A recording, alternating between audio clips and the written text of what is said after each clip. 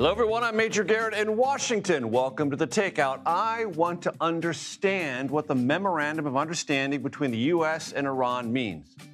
You want to understand what it means. Together, we will try, but it is not going to be easy. Even by the standards of Middle Eastern diplomacy, which is never easy or clear-cut, this perhaps sets a new standard for not easy and garbled. At least we have the text. You can read all of it, every word, on CBSNews.com. For starters, here's this question. Is the memorandum and that text that you can read done? President Trump said today at the G7 summit, not necessarily. It could be changed before its scheduled signing on Friday. But for the moment, let us take it at face value.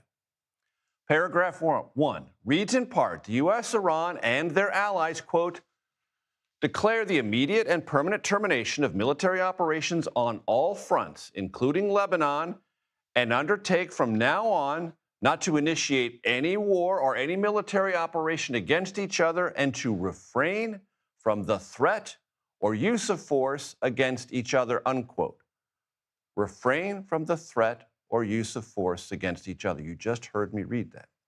Here is President Trump at the G7 press conference today, talking about that language in the context of reopening the Strait of Hormuz and other compliance measurements. So when I say permanently, it should be permanently. But if it's not permanently, we will bomb them. They will be bombed, just like I bombed them on Wednesday night and Tuesday night and was going to bomb them on Thursday night at a level that was 3 times greater, and they knew that. Earlier in the day at the G7, Trump was even more vivid, vowing to drop bombs, quote, right smack in the middle of their heads, meaning Iran. Sounds like a threat to me. Then there's the issue of what Iran gets. It can start selling oil immediately, and vessels with its oil on it are on the high seas now. That means money, real money. Plus, nations in the region and possibly even American companies are getting set to pony up some $300 billion for Iranian reconstruction projects. That's real money, too. Trump said today it was time to end the war and that Iran drives a very hard bargain. He also said, and this is important, he was motivated in part by the specter of Republican President Herbert Hoover, ruined in the early 1930s by the Great Depression. The only difference is that a player that's very volatile, very tough, very smart, frankly, they have in one way a primitive culture, but it's also a genius primitive culture. They're very smart people, very good negotiators, but so are we.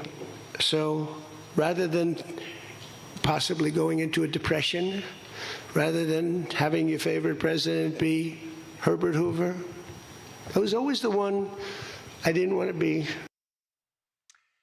At the same time, Trump said the U.S. had maximum leverage over Iran. Can that be true?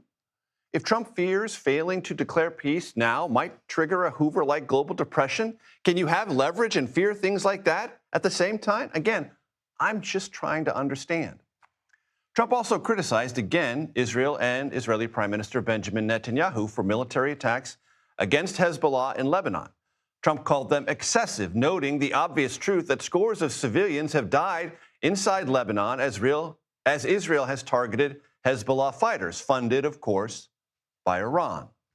And so the Lebanon piece is something we'll have to work on a little bit. It's a very small piece of the puzzle, actually, but it still makes a lot of noise.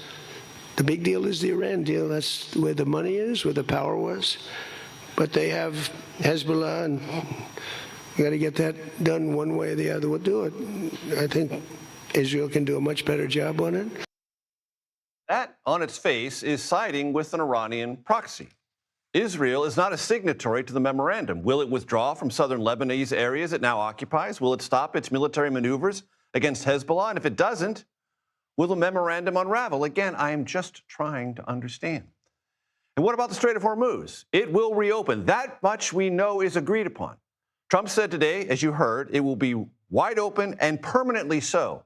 Interestingly, paragraph 5 of the memo says Iran will, quote, make arrangements using its best efforts for the safe passage of commercial vessels with no charge for 60 days only.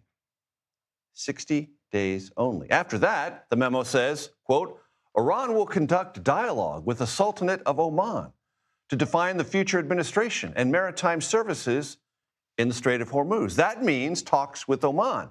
That means, in plain language, tolls or some kind of administrative fees. Again, money for Iran is not off the table. These are some of the complexities that, at the moment, defy my understanding, possibly yours. We turn now, or look straight ahead, with hope to Nancy Cordes for clarity, if it can be found. Nancy, that's a big ask.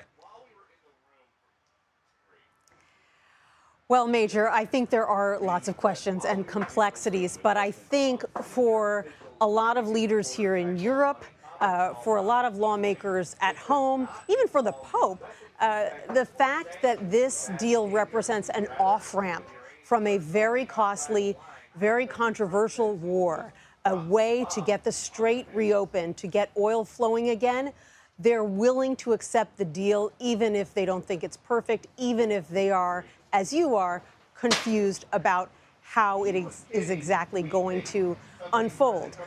What we do know is that this 14-paragraph memorandum of understanding only has one, maybe two paragraphs that deal with Iran's nuclear program. And essentially what those paragraphs say is that the U.S. and Iran will work together over the next 60 days to talk about the enriched uranium Iran has already and how to dispose of it, and what to do about Iran's nuclear program going forward. But it does not, as President Trump has been claiming day after day here in Europe, eliminate Iran's nuclear program entirely and prevent Iran from ever getting a nuclear weapon ever again.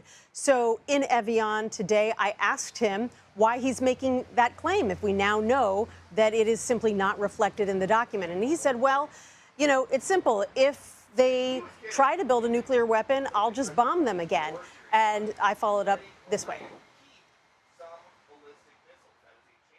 There's nothing enforceable in the deal itself. Is that correct? Doesn't have to be. I let him know. I said, look, if you don't adhere to the agreement, I don't want to do that, but we're going to bomb the hell out of you. And I don't think that they're going to veer from the agreement. What else am I going to do? Am I going to say, I'm going to take you to court? Let me take you to court. Let me sue you. No, we're going to bomb the hell out of them if they violate the agreement. Even Trump acknowledged that it's possible that the 60 days of nuclear negotiations with Iran that begin this Friday may not bear fruit, that Iran may not actually be willing to make major concessions. And he joked at the end of his press conference there that if it works out, he'll take all the credit. And if it doesn't, he is simply going to blame his vice president, J.D. Vance, who is leading negotiations, Major. We will have more on the J.D. Vance of it all later on in the program. Nancy Cordes, thank you very much. CBS News national security contributor Sam Vinograd joins me now. Sam, how do you read this? It's hard to read this as anything other than a capitulation document. It is very clear that Donald Trump wanted to end the war. Why? And he said this publicly, and we've also heard this from sources we're speaking with, because the economic pressure that Americans were feeling here at home was not politically suitable for him. He said publicly that he didn't want to see more of an economic catastrophe. He didn't say, we stopped their march to a bomb, we accomplished our objectives to denuclearize Iran. He said, I didn't want to see an economic downturn. So this decision appears to have been driven by political motivations. On its face, Major, this gives a whole lot to Iran, not once negotiations are complete, but immediately. So I read this MOU, and frankly, I'm scared by it. I'm scared by the sanctions waivers that are going to come. I'm scared by basically what appears to be a blank check to Iran to do a host of bad things, terrorism-related, missile-related, cyber attacks, human rights, because the document says no new sanctions while we are in these negotiations. So I find it quite frightening. And Sam, it's worth reminding our audience that when this began, there were many priorities: nuclear, but also ballistic missiles, support for terrorist proxies throughout the region, and regime change. None of those are systematically or even partially addressed. Well, they're addressed in Iran's favor, because under this MOU, again, coming back to these sanctions waivers, Iran isn't just getting waivers on sanctions related to its nuclear program. It is getting waivers across a host of sectors, and waivers for sanctions that have to do with terrorism, support for proxies, and more. At the same time, again, it says there's going to be a pause in any new sanctions. So if Iran supports terrorist groups all around the world, the U.S. is saying we're not going to sanction you as long as you stay committed to these negotiations. But none of these objectives were accomplished, Major. And when you hear the president say, as he did repeatedly today, well, if you don't comply, we'll bomb you. How do you think the Iranians interpret that? Well, I don't think they're going to take that seriously based on the fact that he just said, I can't afford to bomb you, because if the Strait closes again, it's going to be a huge economic issue. And I'm Herbert Hoover. And he doesn't want to be Herbert Hoover. So I think the Iranians have gotten the leverage back. And from a nuclear perspective, I think one paragraph, paragraph 8, touches on the nuclear file and says something like they affirm they'll never get a nuclear weapon. Guess how many times they've said that just since the Nuclear Non-Proliferation Treaty back in 1969, 1970. So I don't believe them. What I do believe is that Trump wanted out of this war. And unfortunately, the threats from Iran haven't diminished as a result of the war. They've probably increased.